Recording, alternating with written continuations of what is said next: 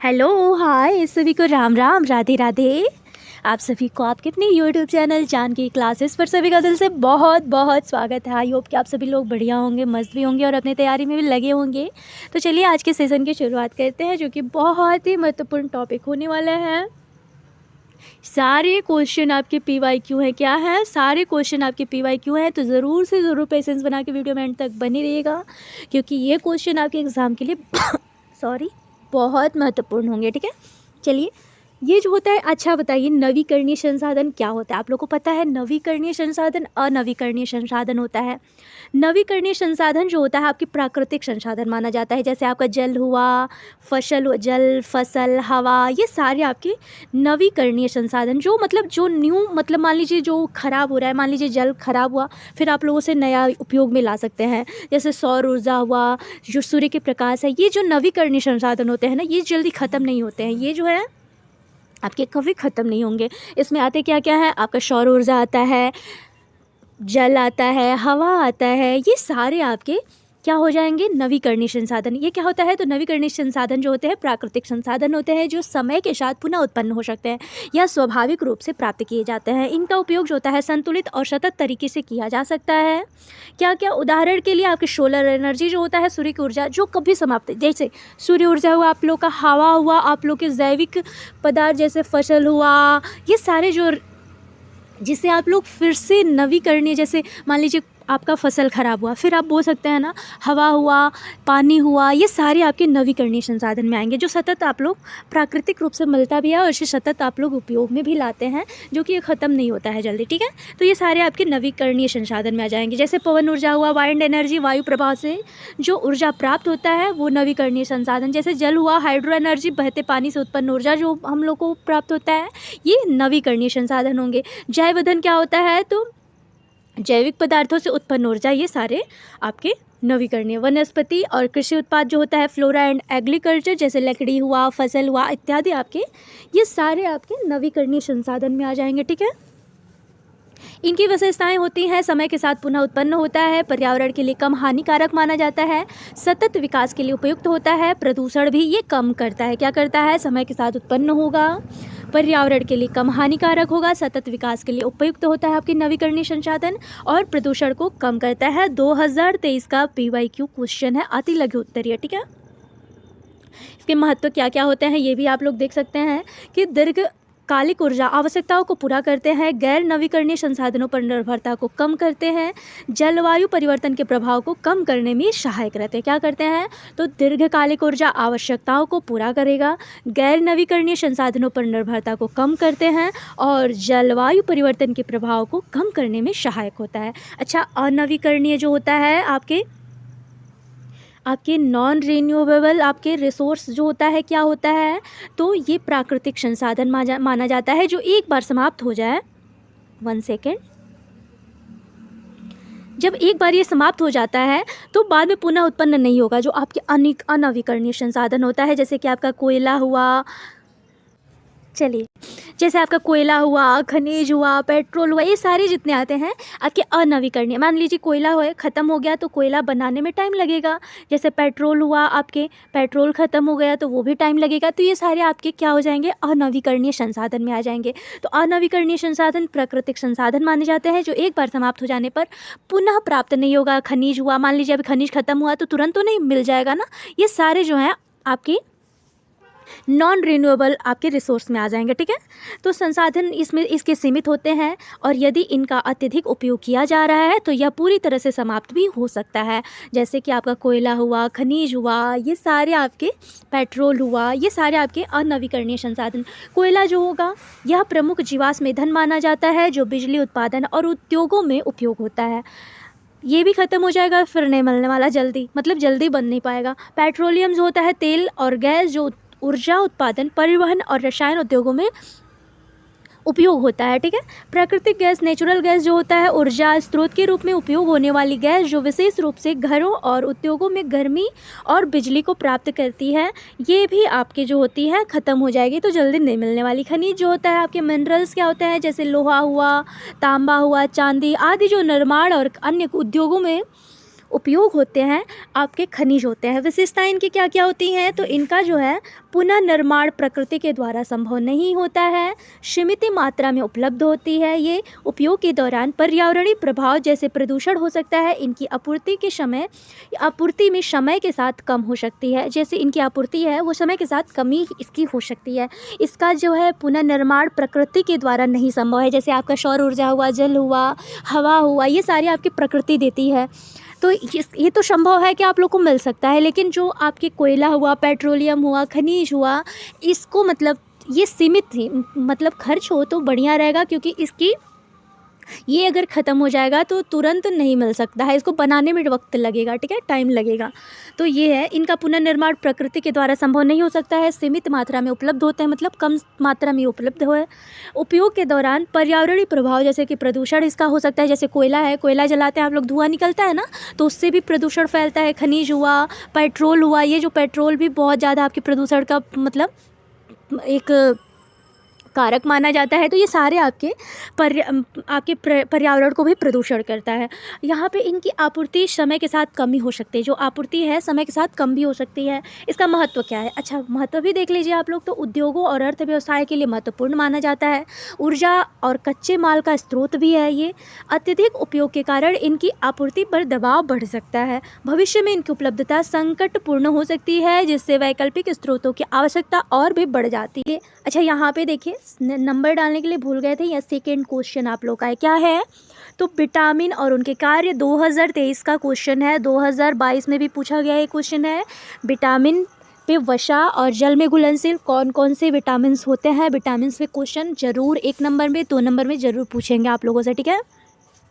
तो ये topic wise देखते चलिएगा, आपके सारे विटामिन को अच्छे से प्रोवाइड कराएंगे। पहले ये देखिए आप लोग, विटामिन के कार्य और उनका जल में घुलनशीलता क्या क्या होता है। तो आपका जो बी और सी होता है ना, बी और सी जो होता है ये आपके जल में घुलनशील, और अगर आपसे पूछे ए डी ई के जो होता है ना, ये हैं जो आपके वसा में घुलनशील होते हैं। क्या, वसा में घुलनशील आपके ए डी ई के हो जाएंगे, बी और सी जो होगा आपके वसा में जल में घुलनशील हो जाएगा। विटामिन जो होते हैं 2 प्रकार के होते हैं, एक होता है जल में घुलनशील, एक होता है वसा में घुलनशील। जल में घुलनशील विटामिन क्या होता है, ये विटामिन पानी में घुलते हैं, शरीर में संग्रहित नहीं होते हैं, इसीलिए इनका दैनिक सेवन आवश्यक होता है।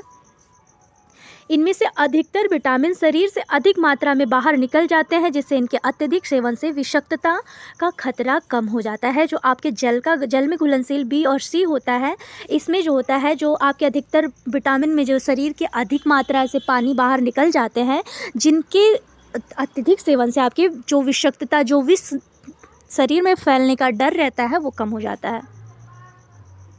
चलिए कि यहाँ पे देखिए, जल में घुलनशील जो होता है, एक होता है विटामिन सी, एक होता है बी, अभी आप लोग को बताया ना। तो विटामिन सी को बोला जाता है एस्कॉर्बिक एसिड। कार्य क्या करता है, तो शरीर की प्रतिरक्षा प्रणाली को मजबूत करेगा, घावों को आपके ठीक करेगा, आयरन के अवशोषण में मदद करता है, इसे एंटीऑक्सीडेंट के रूप में कार्य करता है। जो विटामिन सी होता है आपके क्या करेगा, तो शरीर की प्रतिरक्षा प्रणाली को मजबूत करता है, घावों को ठीक करता है, आयरन के अवशोषण में मदद करता है विटामिन सी जो होता है, और एंटीऑक्सीडेंट के रूप में ये कार्य करता है विटामिन सी, ठीक है, जो जल में घुलनशील होता है। विटामिन बी, ये सारे आपके जितने भी टॉपिक्स आपके विटामिन 1 हुआ, विटामिन 2 हुआ, विटामिन 3, विटामिन 5, विटामिन 6, इन सब पे किसी पे क्वेश्चन बन सकता है, इसीलिए ये सारे प्रोवाइड कर रहे हैं कि मैंने कोशिश करी है बस। तो देखिए ये सारे टॉपिक अच्छे से देखते चलिएगा, ये सारे आपके जल में घुलनशील है, जितने भी ये बी के हैं ना, ये सारे घुलनशील हैं। विटामिन B1 क्या होता है, इसे थायमिन बोला जाता है, ऊर्जा का उत्पादन करता है और तंत्रिका तंत्र का कार्य करता है। क्या करेगा, ऊर्जा का उत्पादन करेगा। B1 जो होता है आपके थायमिन बोला जाता है, ये ऊर्जा का उत्पादन करेगा, तंत्रिका तंत्र का कार्य करता है। विटामिन 2 का आपकी विटामिन B2 क्या होता है, तो इसे बोला जाता है रिबोफ्लेविन, ये ऊर्जा का उत्पादन करता है, आपके त्वचा के लिए आवश्यकता है, इसका आँखों और तंत्रिका तंत्र के स्वास्थ्य के लिए इसका महत्वपूर्ण उपयोग है, ठीक है। विटामिन B3 क्या होता है, इसे बोला जाता है नियासिन, ये ऊर्जा उत्पादन करेगा, त्वचा और तंत्रिका तंत्र के लिए ये भी सहायक माना जाता है। विटामिन B5 क्या बोला जाता है, इसे बोला जाता है पैंटोथेनिक एसिड, क्या बोला जाएगा, पैंटोथेनिक एसिड, ये भी ऊर्जा उत्पादन करेगा और हार्मोन के उत्पादन में ये सहायता करता है, ठीक है। आपके अगर पूछे vitamin B1, vitamin B2, vitamin 3, vitamin 5, vitamin 6, एकदम कंफ्यूज नहीं होना है, स्क्रीनशॉट लेते चलिएगा, नहीं तो नोट्स भी बनाएंगे तो आप लोग के लिए हेल्पफुल होगा। वैसे भी अब एग्ज़ाम नज़दीक है, नोट्स बनाने के टाइम नहीं है। पैंटोथेनिक एसिड जो होता है आपके ऊर्जा उत्पादन हार्मोन के उत्पादन में सहायता करेगा। विटामिन B6 क्या होता है, पायरिडोक्सिन जो होता है मस्तिष्क और तंत्रिका तंत्र के लिए आपके कार्य करता है। एंटी इन्फ्लेमेटरी गुण इसमें पाया जाता है। क्या होगा, मस्तिष्क और तंत्रिका तंत्र के लिए कार्य करता है, एंटी इन्फ्लेमेटरी गुण इसमें मिलता है। यहाँ पे देखिए विटामिन B7 क्या होता है, इसे बोला जाता है बायोटिन। ये बालों के लिए लाभदायक होता है, त्वचा नाखूनों की सेहत के लिए ये उपयोग किया जाता है। विटामिन B9 क्या होता है आप लोग के, फोलिक एसिड होता है, कोशिका का निर्माण करेगा, गर्भावस्था में महत्वपूर्ण सहायक होता है। ठीक है, क्या करेगा, विटामिन 9 फोलिक एसिड है, इसे बोला जाता है कोशिका का निर्माण करता है और आपके गर्भावस्था में महत्वपूर्ण माना जाए। ये आपके आया है डीएलएड में, ये क्वेश्चन जो है ना, फोलिक एसिड विटामिन B9 ये क्वेश्चन में आपके आया हुआ है, तो ये ध्यान से देखते चलिएगा। कोशिका निर्माण गर्भावस्था में महत्वपूर्ण। विटामिन B7 बायोटिन क्या करेगा, बालों के लिए, त्वचा के लिए, नाखूनों के लिए आपके। और आपके विटामिन 6 जो होता है पायरोडोक्सिन क्या होगा, तो मस्तिष्क और तंत्रिका तंत्र के लिए और एंटी इन्फ्लेमेटरी गुण इसमें पाया जाता है। विटामिन B5 क्या होता है, पैंटोथेनिक एसिड ऊर्जा उत्पादन और आपके हार्मोन उत्पादन में महत्वपूर्ण भूमिका निभाता है। अब यहाँ पे देखिए विटामिन B12 क्या होता है, ये सारे आपके जल में घुलनशील है। ठीक है, विटामिन B12 क्या होता है, इसे बोला जाता है कोबालामीन। क्या, कोबालामीन। इसे लाल रक्त कोशिकाओं का निर्माण होता है, तंत्रिका तंत्र के कार्य के लिए ये सहायक माना जाता है। क्या बोला जाता है, ये सारे जो होते हैं ये सारे आपके जल में घुलनशील होते हैं। विटामिन B12 क्या होगा, कोबालामीन लाल रक्त कोशिकाओं का निर्माण करेगा, तंत्रिका तंत्र के लिए कार्य करेगा। ये होता है कोबालामीन, याद करते चलिएगा, ये बहुत आप लोग के लिए महत्वपूर्ण है। अभी टाइम है, अगर आप लोग अच्छे से तैयार करेंगे बहुत हेल्पफुल ये क्लास होने वाली है आप लोग के लिए। अब वसा में घुलनशील क्या होता है, ADEK। अभी आप लोगों को बताया ना, ADEK जो होता है ये सारे आपके वसा में। अच्छा देखिए, अगर आप लोगों से ऐसे भी क्वेश्चन आता है 1 नंबर में, तो आप लोग कंफ्यूज नहीं होंगे ना। BC आपके जल में घुलनशील होता है, ADEK जो होता है आपके वसा में घुलनशील होता है। वसा में घुलनशील विटामिन जो होता है, ये विटामिन वसा में घुलते हैं, शरीर में संग्रहित होते हैं, इसीलिए इनका अत्यधिक सेवन विषाक्तता का कारण बन सकता है। ये विटामिन शरीर में लंबे समय तक रहते हैं। वसा में घुलनशील रेटिनॉल कार्य जो होता है आपके आँख के लिए, त्वचा के लिए, प्रतिरक्षा प्रणाली और कोशिका विभाजन के लिए महत्वपूर्ण माना जाता है। वसा में घुलता है। विटामिन D क्या होता है, तो कैल्सीफेरॉल कार्य हड्डियों और दांतों को स्वास्थ्य के लिए कैल्शियम और फास्फोरस के अवशोषण में मदद करेगा। विटामिन D जो होता है। विटामिन A क्या होगा, आपके आँखों के लिए, त्वचा के लिए, प्रतिरक्षा प्रणाली के लिए, कोशिका विभाजन के लिए महत्वपूर्ण माना जाता है। विटामिन D जो होता है, कैल्सीफेरॉल जो होता है, कार्य हड्डियों और दांतों के स्वास्थ्य के लिए, कैल्शियम और फास्फोरस के अवशोषण में मदद करता है, वसा में घुलता है। विटामिन ई, विटामिन को क्या बोलेंगे हम लोग, टोकोफेरोल। क्या बोला जाएगा, टोकोफेरोल। इसका कार्य समझ गए आप लोग ना, एंटीऑक्सीडेंट, कोशिकाएं की सुरक्षा, त्वचा और बालों की सेहत, ये भी वसा में घुलनशील है। विटामिन के क्या होता है, फाइलोक्विनोन जो होता है, विटामिन के होता है रक्त के थक्के बनाना और हड्डियों के स्वास्थ्य के लिए भी ये मदद करता है। ये जो होता है आपके वसा में घुलता है। अब चलिए यहाँ आप लोग देख लीजिए, जल में घुलनशील विटामिन C और B1, B2, B3, B5, B6, B7, B9, B12। वसा में घुलनशील ADEK। टीकाकरण क्या होता है, ये भी आपका 3, सॉरी आप लोग को नंबर डालने भूल गए हैं। टीकाकरण क्या होता है, ये भी आप लोग देख लीजिए, ये भी आपके 2023 का क्वेश्चन है, इसलिए लेके आए हैं। ठीक है, ये भी आपके 2023 का क्वेश्चन है, टीकाकरण पे क्वेश्चन बन करके आया है। टीकाकरण क्या होता है, तो एक चिकित्सा प्रक्रिया है जिसमें शरीर को एक बीमारी से बचाने के लिए उसे एक कमज़ोर या मरकर वायरस, बैक्टीरिया, एंटीजन के संपर्क में लाया जाता है। यह शरीर के प्रतिरक्षा तंत्र को उस बीमारी के खिलाफ सुरक्षा विकसित करने में मदद करता है। टीकाकरण के प्रकार कितने होते हैं, ये भी देख लीजिए। निष्क्रिय टीका एक होता है जीवित कमज़ोर टीका। निष्क्रिय टीका क्या होता है, जो होता है इससे मरकर या कमज़ोर वायरस जो बैक्टीरिया का उपयोग किया जाता है। उदाहरण के लिए जैसे आपका पोलियो हुआ, इस आपके ए जो होगा ये सारे निष्क्रिय टीका में आएंगे, ठीक है। उदाहरण के लिए आपका पोलियो हो गया, एक हो गया हेपेटाइटिस ए। जीवित कमज़ोर टीका क्या होता है, तो इसमें वायरस बैक्टीरिया को इतना कमज़ोर किया जाता है कि वह शरीर में बीमारी नहीं उत्पन्न कर सके, लेकिन शरीर के प्रतिरक्षा तंत्र को सक्रिय कर सके। इसमें क्या क्या आएंगे, उदाहरण के लिए मीजल्स आते हैं, मम्प्स आते हैं, रुबेला, चेचक, ये सारे आपके जीवित कमज़ोर टीका में आते हैं, ठीक है। एक होता है सब यूनिट कोडिक टीका। इसमें वायरस होते हैं बैक्टीरिया के केवल कुछ हिस्सों का प्रयोग किया जाता है, जैसे प्रोटीन या शर्करा, जिसमें शरीर प्रतिक्रिया करता है। उदाहरण के लिए आपके हेपेटाइटिस बी आता है, हीब आता है, न्यूमोकॉकल आता है, ये आपके सब यूनिट कोडिक टीका के अंदर आता है। आपके ये सारे जो वायरस होते हैं बैक्टीरिया जो कुछ हिस्से में ही प्रयोग किए जाते हैं, जैसे प्रोटीन या शर्करा जिसमें शरीर का प्रतिक्रिया करता है, उसमें आपके सब यूनिट कोडिक टीका लगता है। इसमें जैसे आप लोग के लिए देखिए हेपेटाइटिस बी हुआ, हीब हुआ और न्यूमोकॉकल हो जाएगा।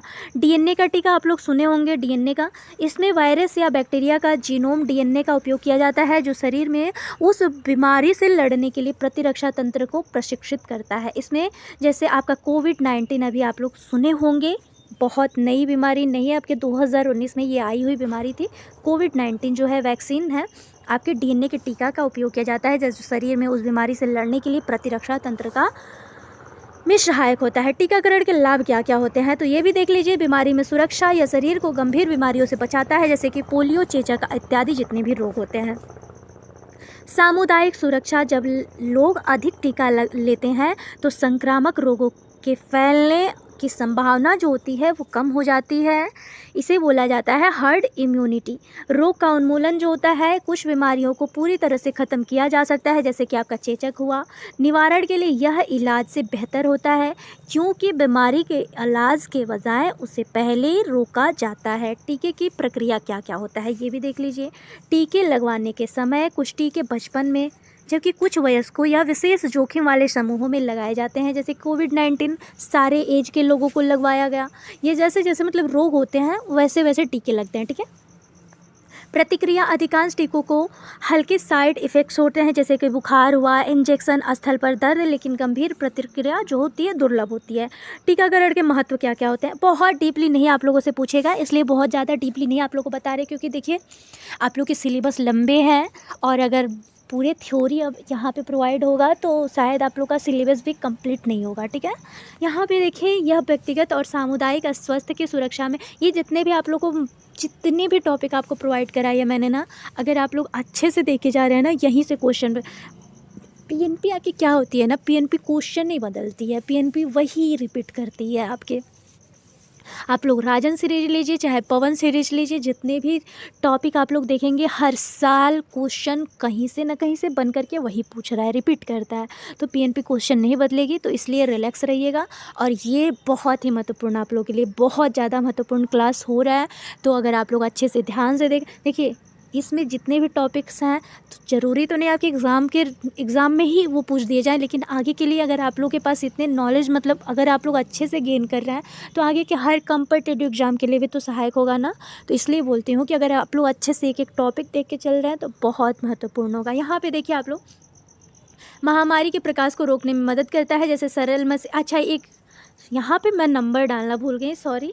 यहाँ पे देखिए चौथा क्वेश्चन, एक आप लोग के 2023 का क्वेश्चन है, आप लोग सीरीज में भी देखिएगा। 2023 में क्वेश्चन पूछा है सरल मशीन क्या होता है। सरल मशीन आपके 6 प्रकार के होते हैं, कितने, 6 प्रकार के होते हैं, ये भी देख लीजिए। सरल मशीन वे यांत्रिक उपकरण होते हैं जो कार्य करने में सहायता के लिए बल को बदलने का काम करती है।